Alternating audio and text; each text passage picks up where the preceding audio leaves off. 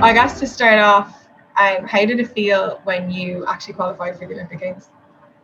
It was a bit surreal. It was kind of like, we crossed the finish line and it was done.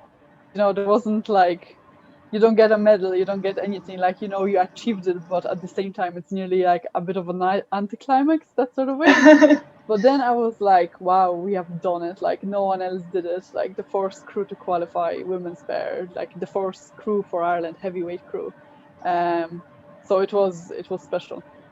And how excited are you to finally obviously go over there and get started? Because it's something that you've been waiting for a while now. Yeah, I suppose like for me to become an Olympian, I've been at it 14 years. Oh no, actually, this is nearly 16 years in total. I suppose like I started rowing when I moved to Ireland in 2006. So it was end of 2006, like realistically 2007. But I suppose the Olympics has been kind of on the cards for the last 10 years, like trying to get there. So to think that it's only like under 50 days away, it's kind of scary, to be honest. Yeah, it's mad when you put it in context like that's something that you've been aiming for such a long time. Mm. What kind of I guess changed then in the last couple of years that it became like a reality? I suppose like for us as a team, it's been the amount of girls that we actually had. So we were able to push off each other, but also create some strong boats. While in the past, the numbers have been quite small. So if there was any bit of injury or anything like that, there was kind of, I suppose the training suffered. While this time around, we were able to kind of mix people around and make sure that the boats that are aiming to qualify are always on the water. So I think that helped. And then again, I suppose having more people, it's like it kind of brings the atmosphere as well. Like it's kind of like, because we are pushing off each other, we have fun together as well. So that was very helpful, especially during the winter months. And then training program change as well. It's quite tough. The rumor has it, it's quite tough. um, so I suppose that as well gave us an extra gear to just kind of push on and just be, I suppose, competitive on the water. Yeah, it looks like you guys have loads of fun, which is brilliant, and obviously it's good to balance. You've obviously been racing with Aileen for quite some time. Am I correct? Did you race the double as well? Yeah, You we tried did the double and the in pair. 2018. Yeah. Yeah. So I guess tell us a little bit about that, and then just kind of I guess the journey that you've both had together.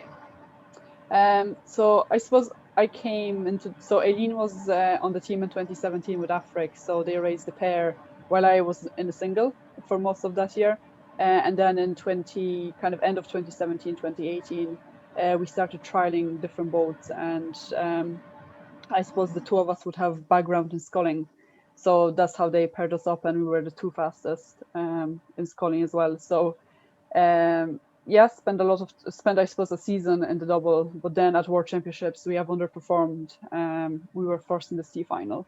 So after that, the coaches decided to kind of, I suppose, abandon the project and focus on the pair and the four. So then the pair became the priority boat, and we had to kind of, I suppose, trial our way into it.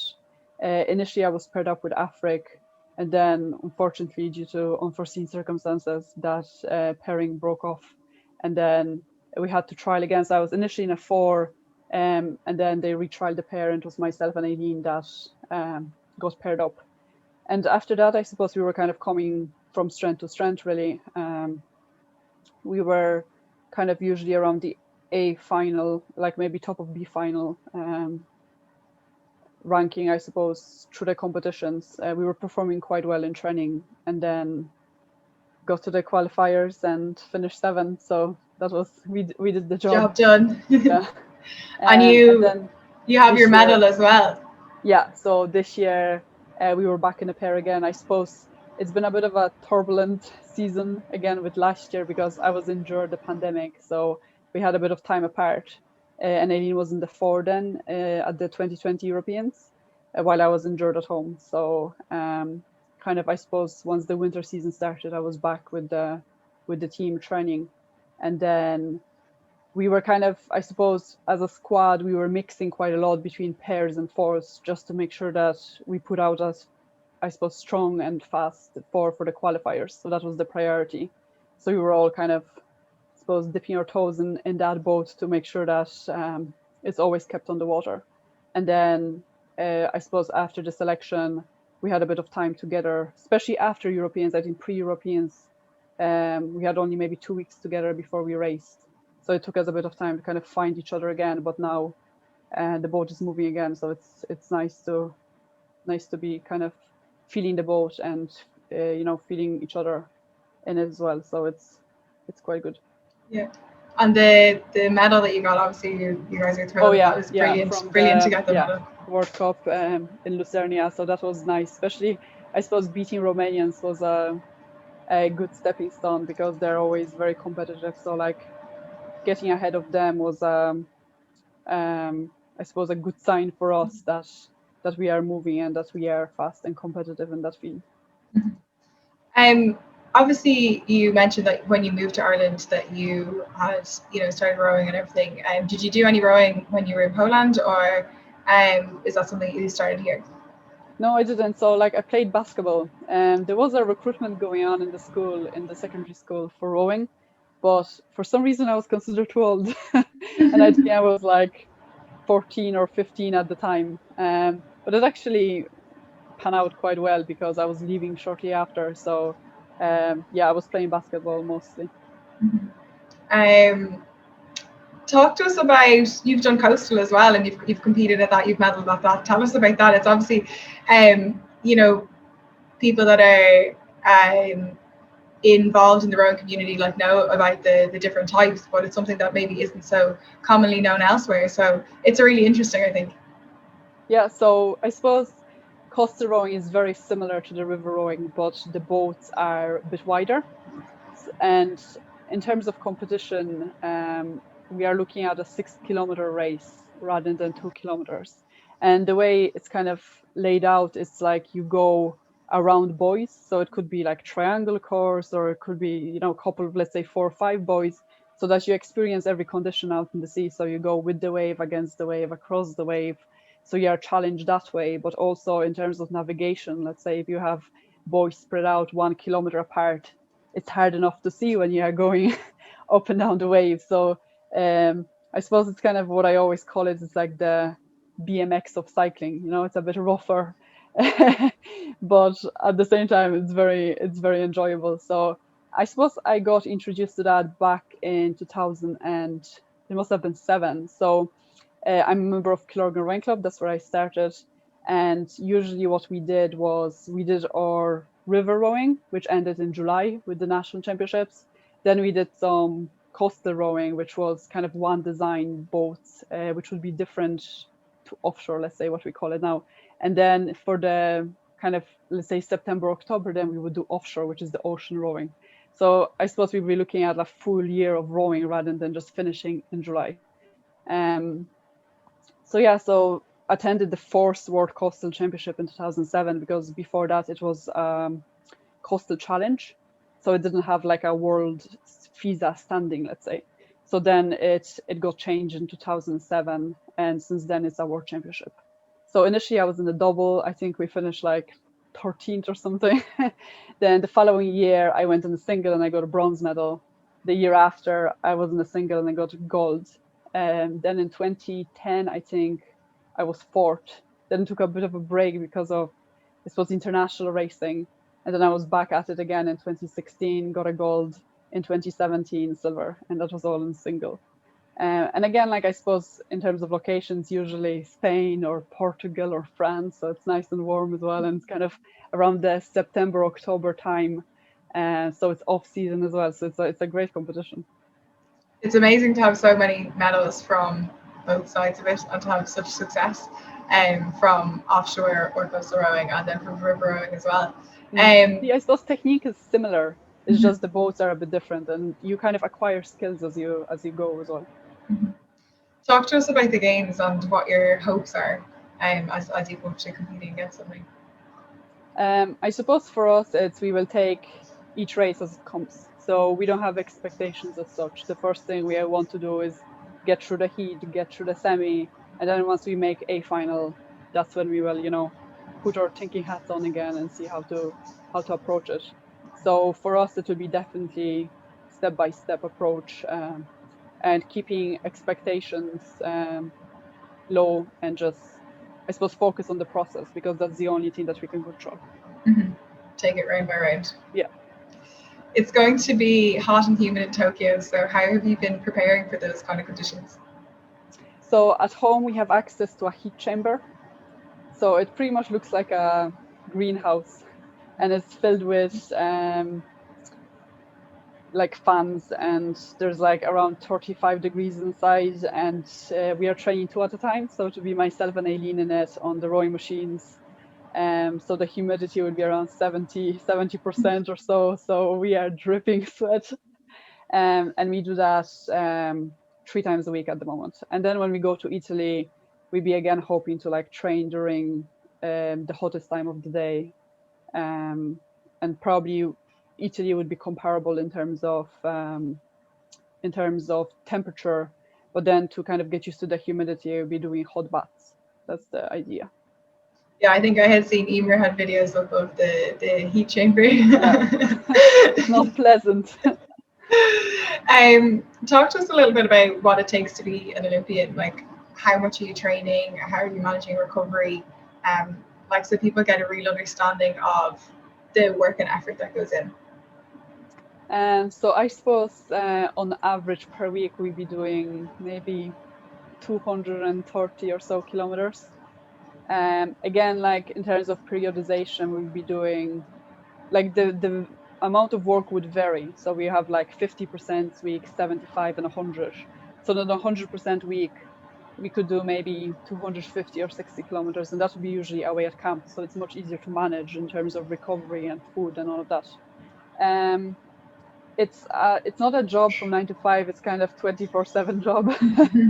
So you get up in the morning, you go training. So that would be around, let's say 8. You finish around 11. You eat, usually nap. And then if we have only 2 sessions, you go again around 3. You might be finished for 5 or 6. And then again, you have to refuel. Bit of stretching, I suppose, going on pre and post as well. So that's kind of, you're looking at extra half an hour here and there. If we are doing 3 sessions at the center, we wouldn't be probably out the door until like 1:30. So, and that's again like starting at 8, and then another session maybe 4 or 5 depending. We do 3 strength sessions a week. The rest of it is a combination of endurance and sprint work, kind of interval sessions.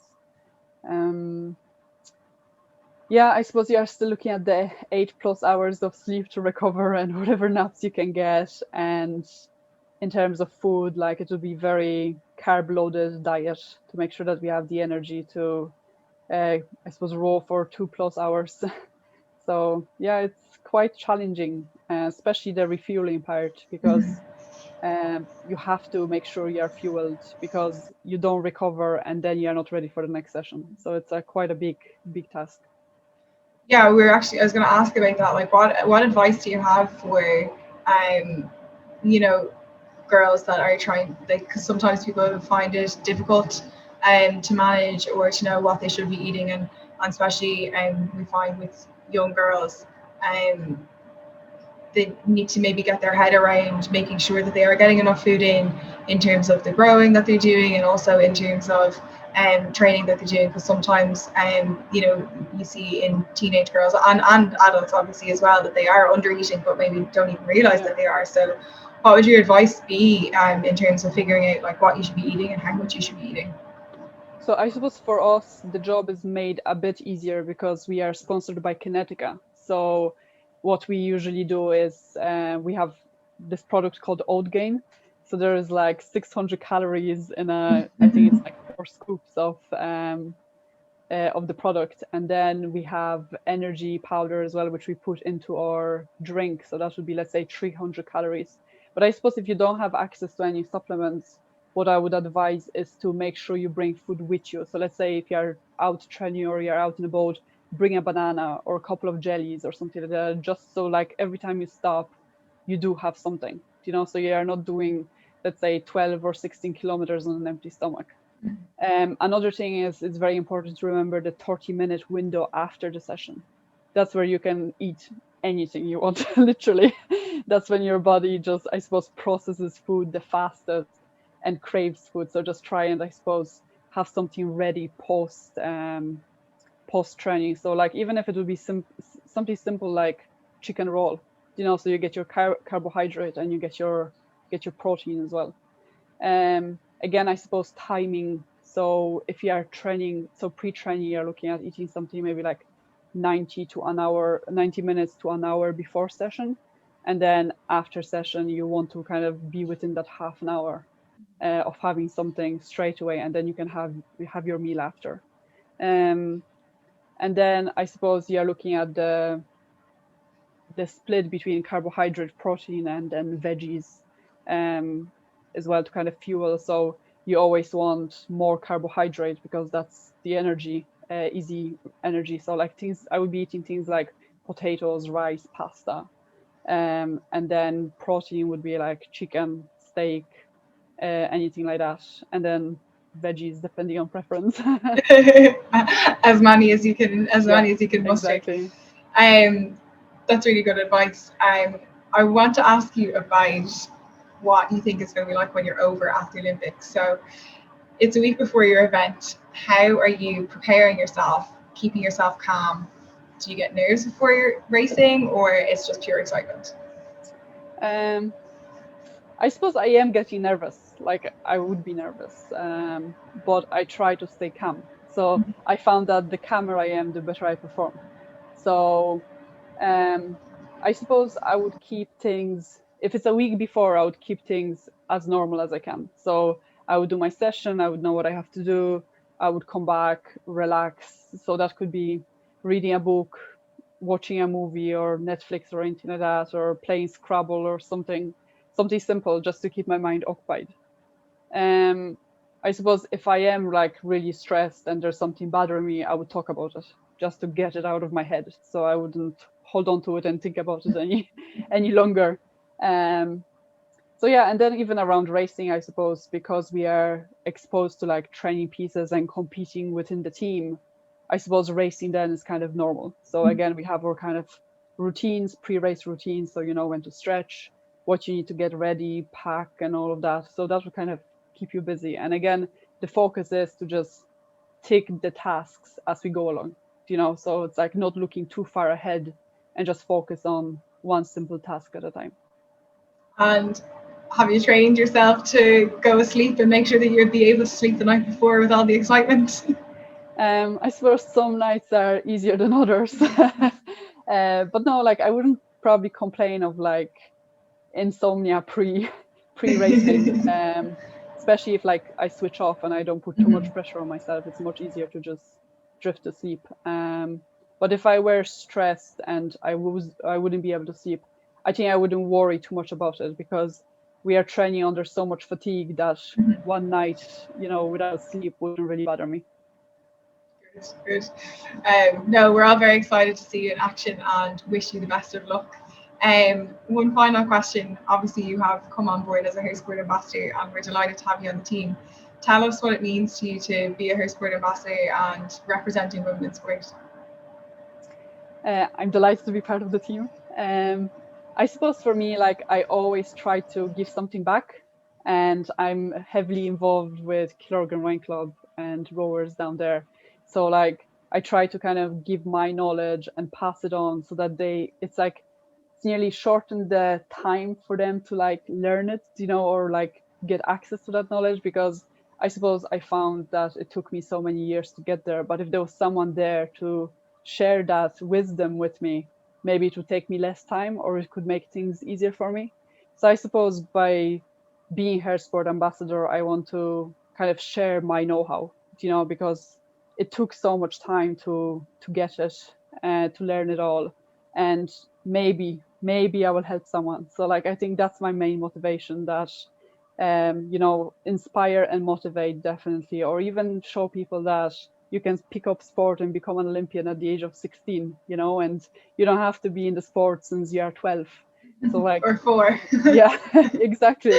So literally anything is possible if you put the work in. So yeah, I think that's the main motivation. Yeah. No, we're delighted to have you on board, and you're such a great role model for young girls and boys, and we will be encouraging everybody to tune into you. and to watch the competitions when you guys head to Japan. So best of luck. Thank you.